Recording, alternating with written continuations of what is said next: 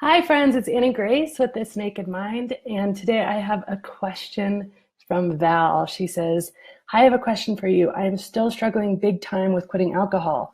I agree with all the liminal points, logics, and the principles behind This Naked Mind are amazing, and I 100% agree. I don't drink for the taste.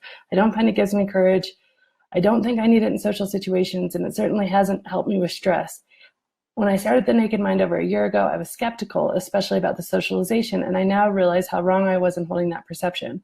When I'm sober, I have just as much fun as I ever did in the past, if not more, and I can abstain socially, but I can't seem to do so in regular day-to-day life. So in the past year, I've still not been successful in achieving 100% sobriety.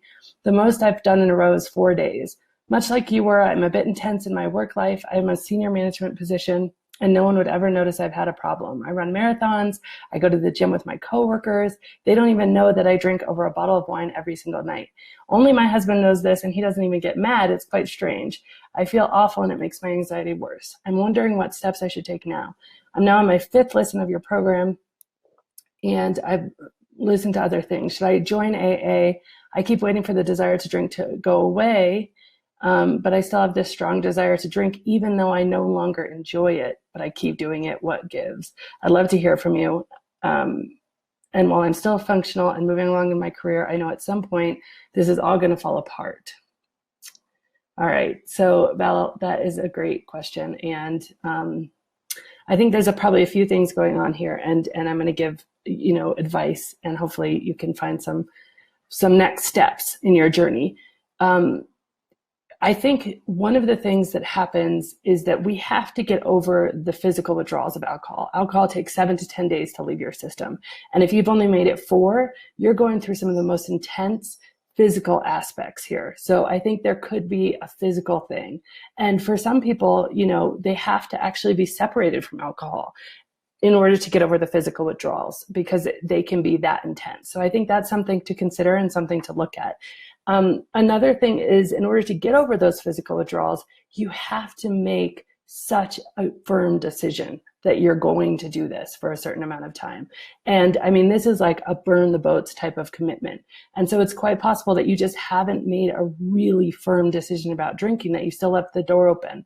I think the case is that you'll always find a reason if you've still left the door open to drink, especially if you're physically, withdrawing and dependent. Physical withdrawals can create so much anxiety and unrest. And I mean, alcohol makes you have this really intense withdrawal. And that's just a reality of it. I've just been in contact with William Porter. He's the author of a book that I highly recommend called Alcohol Explained.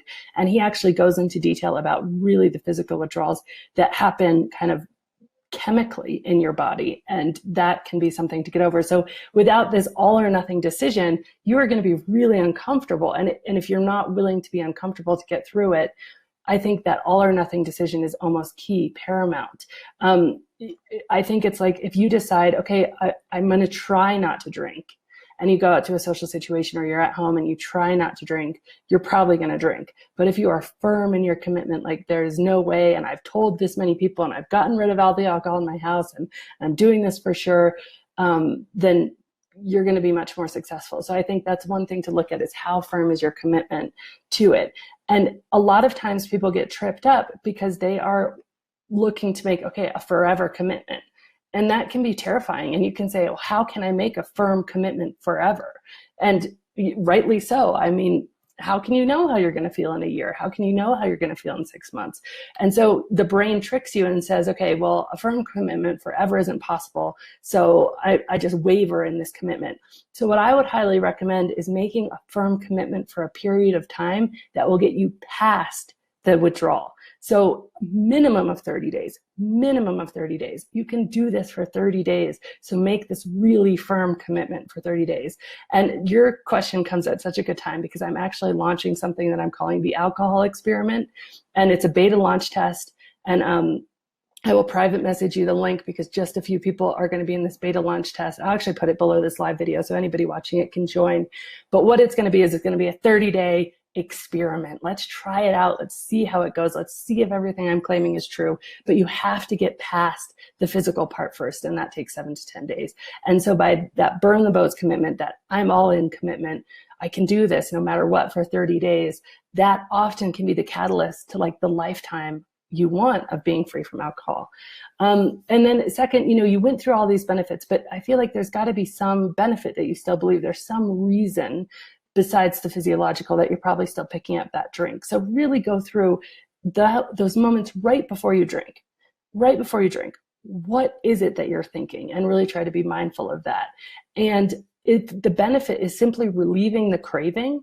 That's often the case because cravings can be so intense and so undesirable that the only benefit you see is just relieving that really uncomfortable feeling of craving. And craving is one of the worst feelings. There is a great thing called urge surfing, which I've talked about before, and I'll post that link below too. But urge surfing is something that I've found to be the most useful in overcoming cravings. And it is all about just becoming really mindful of it and putting kind of, okay, I feel this really intensely. I'm going to give myself 10 minutes to just feel this. If in 10 minutes I'm totally miserable and this hasn't abated at all, or if in 20 minutes, okay, I'm going to give myself permission, but I'm going to give myself 10 minutes. And just that stop can often, you'll see that urge peak and then come back down and you can overcome that. So I think that's really important. And then we've talked about the physical part. And in terms of AA, I think one of the benefits of AA that's brilliant and amazing is two benefits. Number one is you're doing it with real live people, face-to-face, real live people to sit there and say, hi, this is my name, this is where I'm from, I live down the street, whatever. People keeping you accountable in person, and that is invaluable. So being able to go and share your experience with real live people, I think is phenomenal. And the other thing is they highly recommend 90 meetings in 90 days. And that's because we have this time at the end of the day when you'd normally drink where you can go to a meeting and you can do a replacement. So you take this habit of drinking and then you take this habit of going to this meeting with all these other people and you replace it. And I think that can be absolutely brilliant for somebody who just can't break out of this. There is, so much support there. And I think that you don't have to necessarily buy into everything. And I've heard that recently, you don't even have to introduce yourself as an alcoholic if you don't want to give that message to your subconscious, but you can go there and just transpose this habit for that habit in that arena. So, certainly don't be unwilling to do that. I think that can be something that really helps. So I'll post these links below. I think that this is, so important to just the 4-day mark tells me that you just haven't got past the physical withdrawals. And I think that really, once you can get 30 days under your belt, you probably would see the world completely differently and you'd probably be ready. So, maybe you want to join for this alcohol experiment. I'm hoping to launch it. I don't have a launch date yet, but I'm hoping to launch it soon. And then maybe you want to try out some other resources. And I'd highly recommend Alcohol Explained by William Porter. I'll put that link here too. But thanks, Val. It's such a good and it's such an important question. This has been Annie Grace with This Naked Mind podcast. Thank you so much for listening. You can learn more at thisnakedmind.com. And please remember to rate, review, and subscribe as it really helps us spread the word.